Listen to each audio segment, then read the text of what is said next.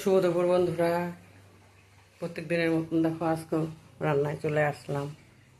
রান্নাবাড়ি করতেছি, এখনও হয় নাই। দেখো কী কী রান্না করলাম।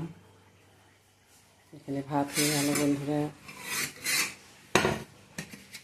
সাদা ভাত। এখানে দেখো করলা ভাজলাম, এখানে লাল ডাঁটার শাক ভাজলাম, আর এখানে করতেছি দেখো বন্ধুরা আলু পটলের ডালনা হয়ে আসছে। আর একটু জলটা শুকাবে, শুকালে গরম মশলা দেবো, ঘি দিব, দিয়ে নামাবো। হয়ে আসছে। আর এখানে বসেছি ডিম সিদ্ধ বন্ধুরা, ডিমের কারি করবো।